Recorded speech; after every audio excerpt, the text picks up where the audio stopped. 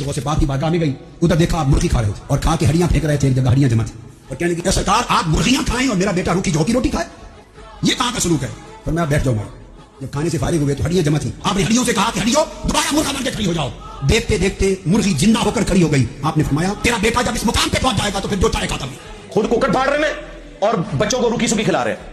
और क्या ये नबी का तरीका है कि तुम लोग खुद जो है महंगी महंगी ग़िज़ाएं खाओ और अपने सबऑर्डिनेट्स को रूखी सूखी खिलाओ? हम आपको बताते हैं हमारे नबी का तरीका क्या है। बुखारी और मुस्लिम दोनों में हदीस है। जाबिर बिन अब्दुल्लाह रज़ियल्लाहु ताला अन्हु कहते हैं ग़ज़वे खंदक का मौका था, तो हम खंदक खोद रहे थे, एक चट्टान इतनी मजबूत आई कि वो टूटती नहीं थी। तो हमने नबी इस्लाम को जाके शिकायत की कि या रसूलल्लाह चट्टान नहीं टूट रही। आप अलैहिस्सलाम तशरीफ लाए, आप अलैहिस्सलाम ने कुदाल उठाया और कहते हैं कि एक ज़रब लगाई और वो सारी की सारी चट्टान जो है बिल्कुल रेत की तरह बैठ गई। नबी इस्लाम का मौजज़ा ज़ाहिर हुआ। और वो कहते हैं कि जब नबी इस्लाम ने कुदाल उठाई तो आपके पेट मुबारक से वो चादर हट गई, तो हमने देखा आपने पत्थर बंधे हुए हैं फाके की वजह से।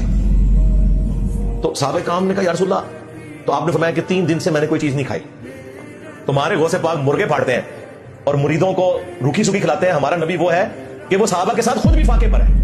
अच्छा, जाबिर बिन अब्दुल्ला ने जब ये हालत देखी तो वो फौरन अपनी बीवी के पास आए और कहा कि कोई अनाज वगैरह है? तो उन्होंने कहा कि एक सा रखी हुई है गंदम या आटा और एक छोटा सा बकरी का एक बच्चा है, उसको मैं ज़बह कर लेती हूं, तो तुम नबी इस्लाम के कानों में जाके कह देना कि या रसूलल्लाह आज आपकी हमारे यहां दावत है। जाबिर बिन अब्दुल्ला ने कान में आके हुजूर को सरगोशी की, या रसूलल्लाह 2-4 बंदे लेके अपने साथ आ जाए, मैंने इतना सा खाना बनाया। लेकिन वो अल्लाह के नबी थे, गौसे पाक तो नहीं थे। नबी इस्लाम ने उसी टाइम अनाउंसमेंट की कि आज सब लोग जाबिर बिन अब्दुल्ला के घर जाएंगे, हमारी दावत है। अब जाबिर बिन अब्दुल्ला परेशान हो गए कि मैं खाना तो जो है वो 8-10 बंदों का है। तो नबी इस्लाम ने उसी वक्त फरमाया कि जाबिर मेरे आने तक तुमने हंडिया को चूल्हे से नहीं उतारना और रोटियां पकानी नहीं शुरू करनी, सिर्फ आटा गूंद के रखना है। नबी इस्लाम तशरीफ लाए, आपने दुआ फरमाई, अपना लुआब दहन मुबारक उस हंडिया में डाला और आटे में डाला और फरमाया कि तुमने इस हंडिया में से बस सालन निकालते रहना है और ये जो आटा है इसके ऊपर से कपड़ा नहीं हटाना, इसमें से आटा निकाल के रोटियां पकाते रहना है। सरकार 10 बंदों का खाना था, 100 बंदों ने नहीं खाया, 1000 साहबा ने वो इतना सा खाना खाया।